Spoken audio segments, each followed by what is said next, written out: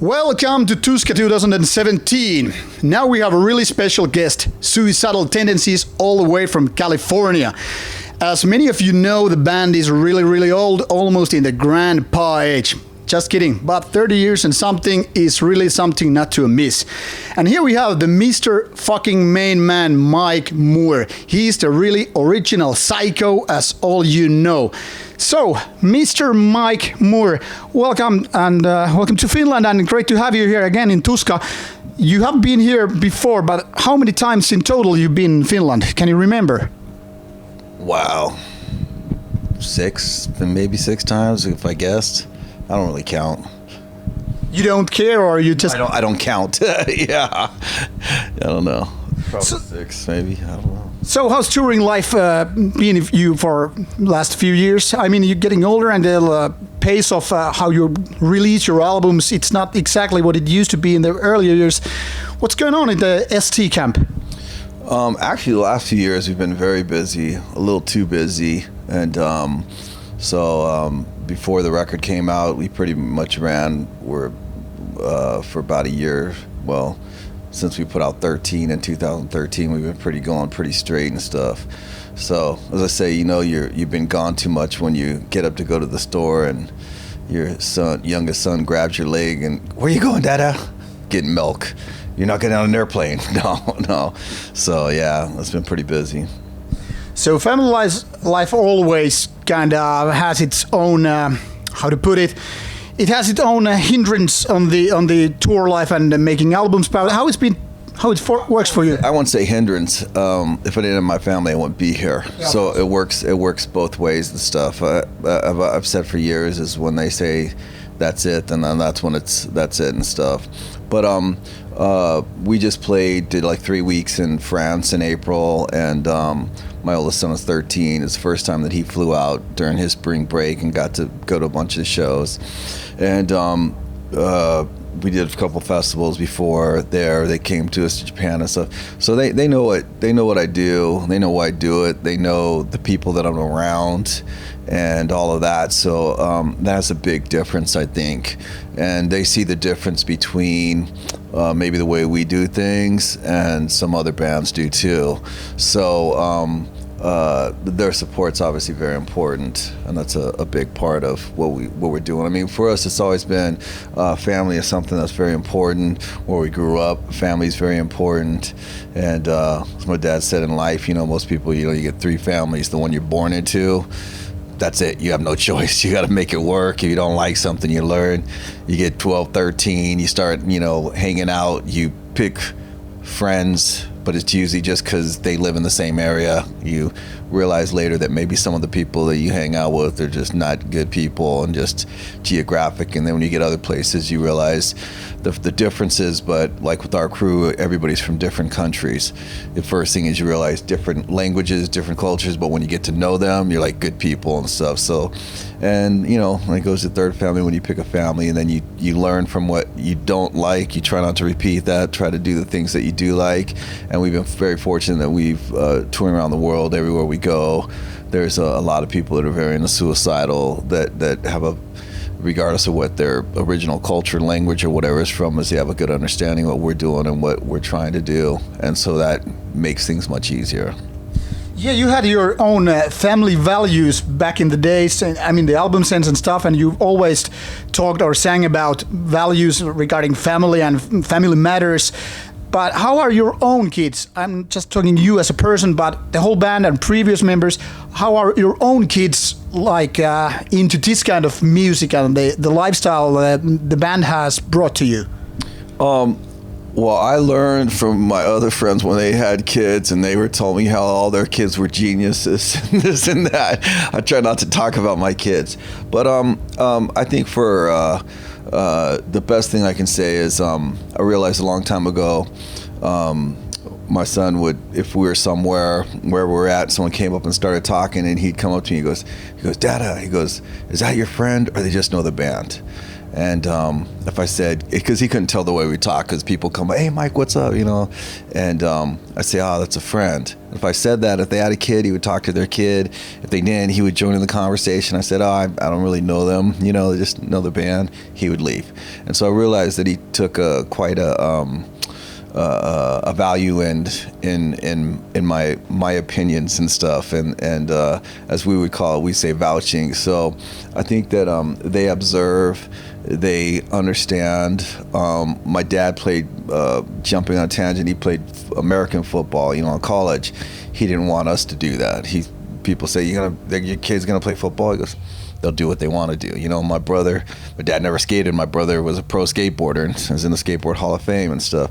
We all had our own journey, and that's the thing with my kids. I want them to have their own journey. I hope they don't do music. I don't want them to. Music is something that's important and to a certain degree. But I see how a lot of people misuse it too, and but I want them to find something that they feel in their heart, that they have their own journey, and I'm excited to see what that is. That's not for me to try to put them through it. You know, I'm not one of those people that, people have the military families or the doctor families, or you're going to do this and that. I don't know what they're going to do, and I just hope they get exposed to a lot of great things and they find something that they love.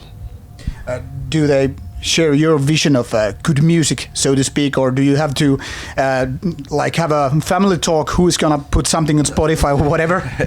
No, they'll when they're in the car, usually with my wife, they're just listening to the radio and stuff. They take an interest. They like going to the studio. We're just in there. They like going there, and then they'll ask about songs, and it's kind of cute when well, now they're 6, 7, 13, but when they're younger and they're asking about songs and stuff, and put it on there, and there's some funny videos, and they get in arguments on music. It'll be on there, and it's like, Daddy, that's not Dad-ass band, and they can tell the difference and stuff. So I appreciate that they have a good understanding. My son has drums, which I'm not happy about, but he actually has rhythm, so we got plenty of time to get him away from that. But they enjoy music the way that I enjoyed music, and there's a lot of music they don't enjoy, just like there's a lot that I didn't. So they'll do the little thing I'll do before they'll have a football game or soccer game. They play soccer,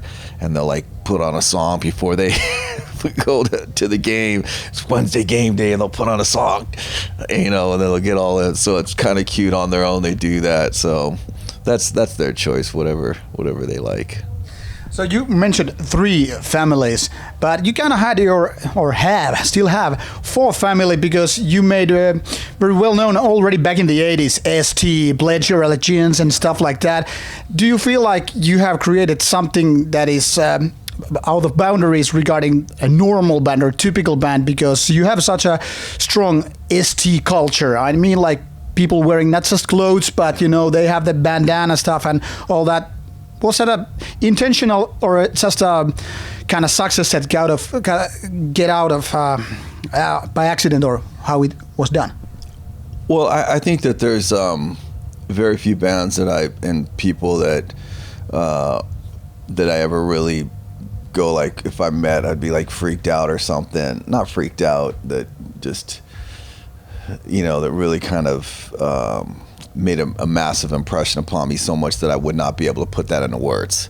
And so it's cool and stuff, where you'll see people now, literally generations, people with their kids. And the one case I always talk about, there was 4 generations: great grandfather, mom, and her kids, and 4 generation family. But you'll be there with someone, and just the other day we were in Spain, and the guy was with his daughter was 16, and he was the show, and she goes, I told him he better not cry if he meets you. And so it's kind of funny, he's sitting there and he's holding her, he's hug, and she's like that stuff. So it's cool when people understand what you're doing. And there's the other side. There's some people like, dude, fucking rock, yeah. And then there's other people that you can actually they feel it, and it's a part. And I think that's the difference with Suicidal that a lot of people don't get. Some people don't get it, and I go, well, you're not supposed to get it. That's not a problem. I think a lot of people like they like being in a crowd. they like looking around and people like yeah, and not having any relationship, you know, and being drunk and just, you know. And when I was young and people go to, you know, the concerts and 13, 14, 15, and they're like, dude, I was so fucked up, I don't remember anything, it was great. And I'm like, well, that doesn't make any sense to me and stuff. And so I think experiences, memories, and things are important, you know, that are constantly evolving. And so we like to have music be a little bit different. We know, like, with being in Europe in the summertime with festivals, it's a great opportunity because you'll play places like, you know, we just did Download in Paris and at Hellfest, and we can do 3 weeks in France. And so there's a whole people that never seen us, and then they're there to see other bands, and then they see this fucking sea of suicidal people there, and they're like, it makes them uncomfortable because people are in the band so much. They're like, well, and then you see the other side where you see the younger people, or they've seen the hats or the shirts or stuff like that, and they wouldn't go to the show because they're not really familiar, so they assume they must not like it. But you're at a show and they go there and they'll go, dude, I've seen the hats, shirts. I had no idea what you guys were about. And so it's a great opportunity for them to see. And then the other side, you know, at the beginning you said old band. I think that people are able to, when they see us, they are surprised, because I think a lot of people, they go through the motions. We live in a world of people are very pattern and habit, and they get caught into it. And a lot of times, if you can go back to when they were younger, they say, I'll never end up like that, and they become that person. And with Suicidal, we've been doing it a long time, but we try to be very unpatternistic. You know, my dad always said, sweat don't lie. And whatever you do, if you're working hard, it comes across. Work hard, be smart, and, you know, put your heart into what you're doing and stuff. And so I think that's where people realize that, you know, everybody's seen bands where sometimes you just think they're going through the motions, or they're not literally even going through the motions. They're there, and they're there maybe for the wrong reasons. And so, you know, going back to tie it all in, I love my family, miss my family, can't wait to get back to see them. And but, you know, when we're here tonight, that absence also makes you want to put more into the music, so people know that you really care about what you're doing. So you're one of the most verbal guys in music, and this is going to be the last question. I got just notified. What is your fuel? What is your gasoline? You've been doing like 35 years or something, and you have lots of really emotional stuff, hatred, sadness, joy, all kind of stuff during your albums, and you have gone from genre to genre. What is the stuff that still keeps you going after all these years? I think that to me now, I put it because in a couple ways I have kids and stuff, so I sit there. I think the future it could be very good. And you know, you turn on the news, and sometimes I don't even want to see the news when we're gone because of all the shit that's happening. But I see what my kids can do. I see what their friends can do. I see the potential they have that I never had. You know, just with all the technology and all the possibilities of things that they can do. And so I'm hopeful for that. And I think for us, I think one of the things that people have is too much doubt. I think there's a lot of people get into politics, but I'll get into psychology. I think there's a lot of really terrible things that people are believing and accepting, which I totally don't. This whole triggered thing is a bunch of fucking shit. They're training people to be fucking basically weak as. And I was brought up a different way, and I'm thankful I was brought up a different way. My dad said you can embrace excuses, or you can fucking get up and do some hard work. And I think we're living in a society where we embrace excuses. Everything's hard, and I'm like, fucking, what are you talking about? It's hard. My dad always said the hardest thing to do is fucking do nothing. You know, you sit there and you watch your whole life go by, And it was always an analogy he put me. He goes, you know what? Time goes whether you do or not.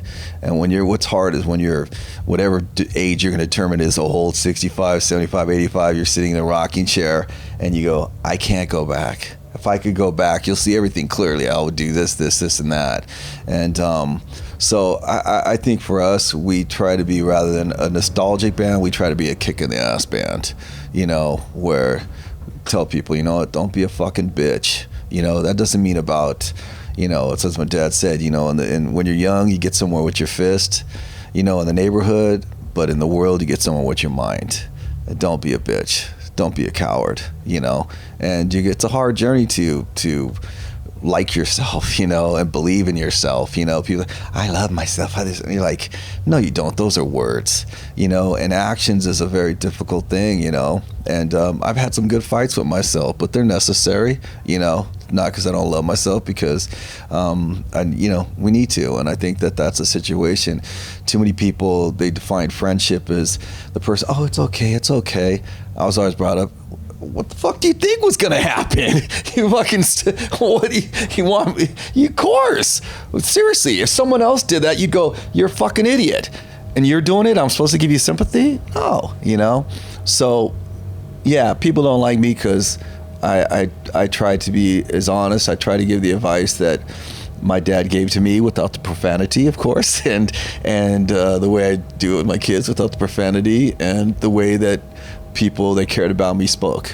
Because when you tell people, pat them on the head and treat them like a dog and say, oh, it's going to be okay, like a puppy, you're going to grow up to be a dog. So, yeah, it's easier to say, drink a beer, wow, let's have a great time. People love you. Dude, he's cool, I don't drink, I've never done any drugs, so people don't like me. Those are some words of wisdom. And now we have one final last question from the Facebook page. How much do you bench? You know what? I haven't done that in a long time. I've had 3 back surgeries. So, what's your record then? You know what? It's funny because it's like, how big was the fish? I know exactly when I was younger what I used to lift and stuff, and it always sounds funny when people say, oh, I used to punch this or that. So I don't really talk about it. I go to the gym, and after I had the second back surgery, the guy said, he goes, you know what, you're not going to be lifting, you're not going to be a linebacker, it's defensive back, so it's a whole different approach. I had to go through the whole thing where I think when you're younger, you sometimes your ego pushes you to a certain degree, and went through the situation with the back surgery where the little old lady got off the machine, and then I got on and put even less weight, and you go through that, and it's a humbling experience. And then you sit there and go, what is life about? And it's like, it's great to be able, I went through where I couldn't pick up my kids, a weight restriction and all that stuff. So I look at it, I just had someone the other day that they came, and in a wheelchair, they just had an operation, and they wanted to come and see and stuff and talk to me, and you sit there and go, I'm fucking lucky I can be here. Had a friend that just got hit by a car, messed up really bad in the hospital. Who would have thought it would happen? Just one of those random things. So I think as long as you can get up and do what you love, that's the important thing. That's a record every day. Thank you very much for your time. No worries. It's been a real pleasure. Any final words to the camera? Man, do what you got to do. That's right. You heard the man. Don't be a bitch and kill Captain Stupid. Definitely. Rauta over and out.